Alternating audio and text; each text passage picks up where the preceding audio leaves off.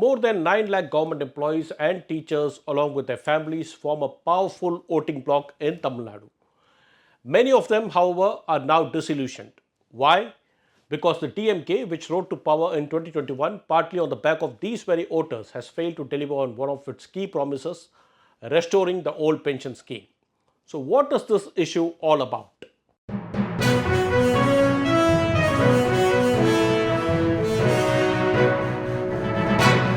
Vanakkam. This is T. Suresh Kumar. Thank you for joining me in this episode of the Hindu Focus Tamil Nadu.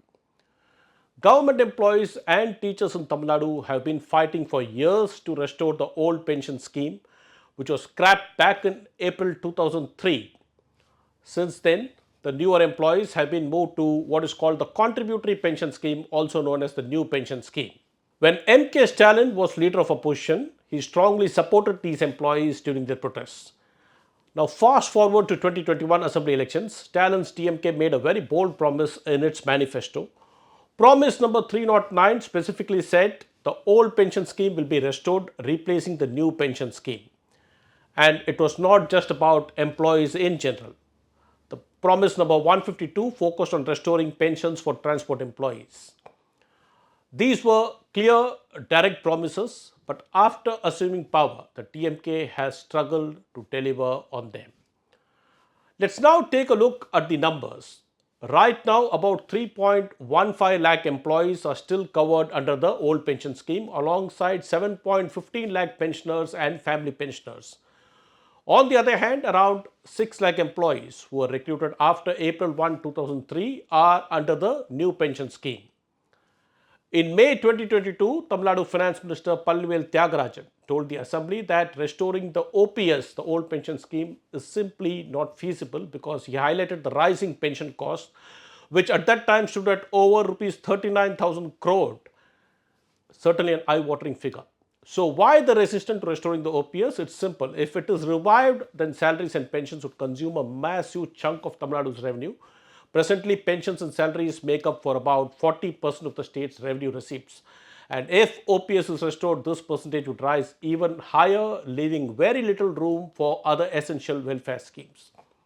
In fact, estimates suggest that by 2033, the total pension expenditure, both under the NPS and OPS, could eat up 100% of the state's revenue receipts. That's a huge financial burden which any government can't ignore.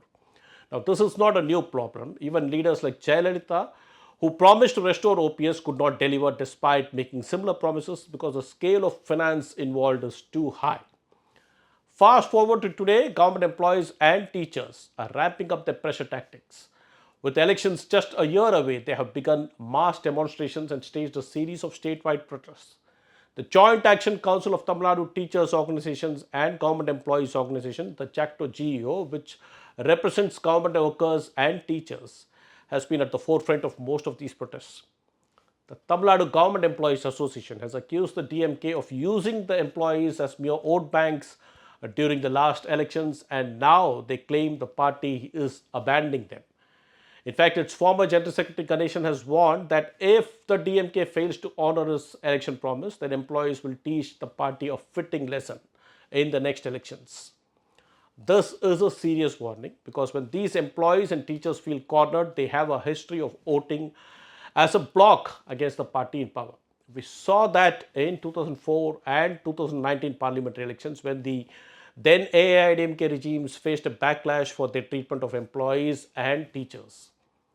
The Stalin government is completely aware of this, and that is why in February this year it formed a 3-member committee to study the issue further. This committee, headed by an IAS officer, has been tasked with reviewing the OPS, the new pension scheme, and the unified pension scheme that was introduced by the centre earlier this year. The committee is mandated to submit its report and recommendations within 9 months. But the employees are not convinced. The CPS, or the New Pension Scheme Abolition Movement, sees this committee as nothing but a delaying tactic. They argue that the DMK government is using the committee to buy time, and they won't accept anything less than the restoration of the old pension scheme. The movement has accused the government of betrayal. Now, as these protests grew in intensity, Chief Minister Stalin took a step to de-escalate. He formed a four-member ministerial team to hold talks with the protesting employees. Additionally, in this year's budget, the state government restored the earned leave surrender system, which was suspended during the COVID pandemic. Now, this was seen just as a very small token of appeasement, but it has not been enough to quell the unrest as such. Now, this issue of OPS, restoration of OPS, is not just local. Even across the country, in many states, the government employees are also demanding a return to the old pension scheme. The Joint Forum for Restoration of OPS, a nationwide platform of government employees and PSU employees, has planned an indefinite strike starting May 1. However, they have now deferred the strike following talks with officials in the central government. It remains to be seen how the Stalin government will handle this pressure. With the elections just round the corner, the stakes are significantly high. I shall keep you updated on this. Until then, this is D. Suresh Kumar signing off. I shall meet you in another video. Thank you.